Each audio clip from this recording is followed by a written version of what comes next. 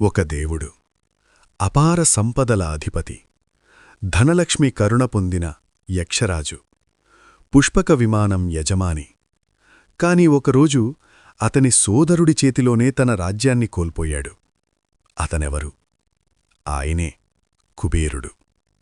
ఈరోజు కుబేరుడి పూర్తి జీవిత చరిత్ర, అతని పుట్టుక నుండి పరాభవం వరకు, మళ్లీ విజయ శిఖరాగ్రం వరకు ఈరోజు తెలుసుకుందాం. పురాణకాలంలో దేవలోకాల్లో, రాక్షసలోకాల్లో, మనుష్యలోకాల్లో, మూడు లోకాలలోనూ ఒక మహర్షి పేరు ప్రతిధ్వనించింది: విశ్రవ మహర్షి. విశ్రవుడు ప్రముఖ ఋషి పులస్త్య మహర్షి సంతతికి చెందాడు. పులస్త్యుడు బ్రహ్మపుత్రుడైనందున ఈ వంశం మహాశక్తి మరియు మహాజ్ఞానానికి ప్రతీక. ఇలావిద అనే దేవకన్యను వివాహం చేసుకున్న విశ్రవ మహర్షికి ఒక అపూర్వ శిశువు జన్మించాడు. అతడికి పెట్టిన పేరు వైశ్రవణుడు. కాలక్రమేణా వైశ్రవణుడు అనే పేరు విశ్రవుని కుమారుడు అనే అర్థం నుండి ఉద్భవించినప్పటికీ ఈ పేరు ప్రపంచాలకు కుబేరుడుగా పరిచయమైంది. కుబేరుడు పుట్టింది ఒక దివ్యశక్తిగా కాదు, తన ప్రతిభతో, తపస్సుతో, నిష్ఠతో దేవతల్లో ఒక స్థానాన్ని సంపాదించుకున్న దేవకరుడు. అతని ప్రారంభ జీవితం యోగం, ధ్యానం, విద్య, శాస్త్రాలలో అంతస్థంగా గడిచింది.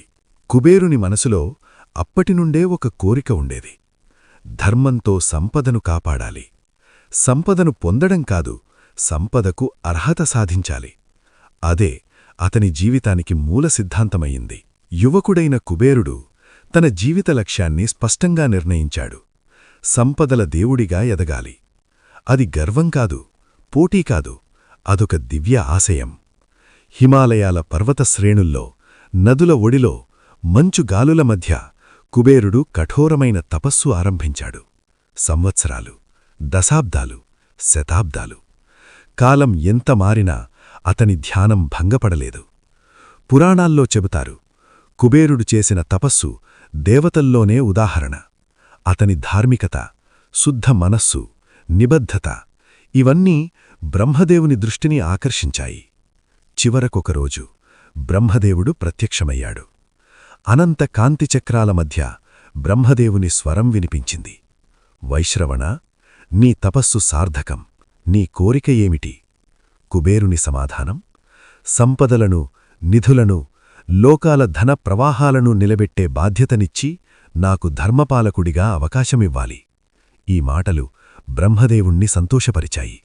వరం ప్రకటించబడింది: కుబేరుడు ఇకనుంచి ధనసంపత్తుల అధిపతి, అష్టదిక్పాలకుల్లో ఉత్తర దిక్కు పాలకుడు, యక్షుల అధిపతి, నిధుల రక్షకుడు. అతనికిచ్చిన వరాలలో అత్యద్భుతమైనది పుష్పక విమానం మరియు స్వర్ణ లంకానగరం. బంగారు గోడలతో కట్టబడిన లంకాపురి అద్భుతమైన శిల్పకళా సంపద. మందిరాలు, రాజమహల్లు, వీధులు అన్నీ బంగారంతో నిండి ఉండేవి. కుబేరుడు తాను దివ్యమైన కాని ప్రజలకోసం జీవించే రాజుగా మారాడు. ఆయన పాలనలో లంక ధనవంతుల నగరం మాత్రమే కాదు, ధర్మవంతుల నగరమయ్యింది. కుబేరుడు తన సంపదను సంరక్షించడమే కాకుండా దానం చేశాడు, లోకాలకు సహాయం చేశాడు, దేవతలకు సహాయం చేశాడు, యక్షజాతిని సమన్వయంతో నడిపాడు. సంపద అతనికోసం కాదు, సంపద ప్రజలకోసమనే సిద్ధాంతంతో జీవించాడు. కాలం మారింది. విశ్రవ మహర్షికి మరో వివాహం జరిగింది. ఈసారి కైకేసితో. ఆ వివాహం నుంచి పుట్టిన సంతానం రావణుడు, కుంభకర్ణుడు, విభీషణుడు.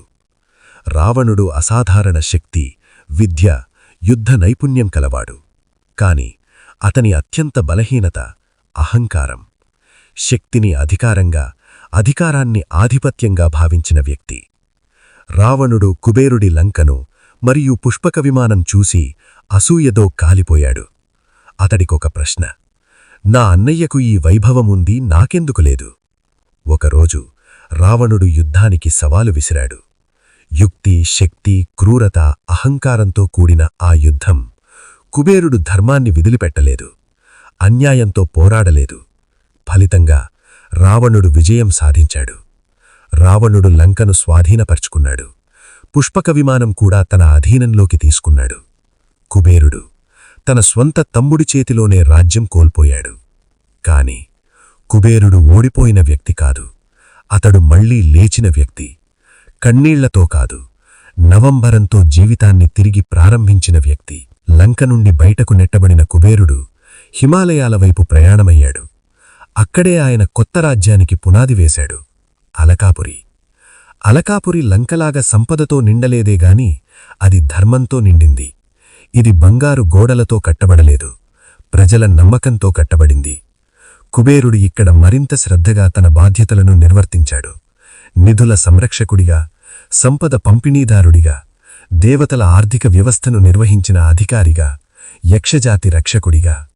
అలా అలకాపురి దేవలోకాల్లో ఒక కీలక స్థలమయ్యింది. దేవతలు, రాజులు, మునులు ఆర్థిక సహాయం కావాలంటే కుబేరుణ్ణి ఆశ్రయించేవారు. ఈ సమయంలో కుబేరుడు తెలుసుకున్న నిజం: సంపద అనేది కేవలం కలిగి ఉండే విషయం కాదు, సంపద అనేది బాధ్యత. ఈ బాధ్యతను అందించడంలో కుబేరుడు దేవలోకాల్లో అత్యంత గౌరవనీయ దేవుడయ్యాడు. కుబేరుడి జీవిత సిద్ధాంతం 3 మాటల్లో చెప్పుకోవచ్చు: ధర్మం, దానం, దాక్కోవడం కాదు. అతని బోధనలు: సంపద దాచుకుంటే పాడవుతుంది, సంపదను పంచుకుంటే పెరుగుతుంది. లోభం వినాశనం చేస్తుంది, దానం విముక్తి ఇస్తుంది. కుబేరుడు అందుకే లోకాలకు ఆదర్శం. యుద్ధం చేసి సంపద సంపాదించలేదు, కపటం చేసి వైభవం పొందలేదు. అతను పొందింది బ్రహ్మవరం, ధర్మపరాక్రమం, తపస్సు ఫలం. ఈ కారణంగా కుబేరుడు ధనలక్ష్మి అనుగ్రహాన్ని పొందిన దేవుడిగా చెప్పబడతాడు.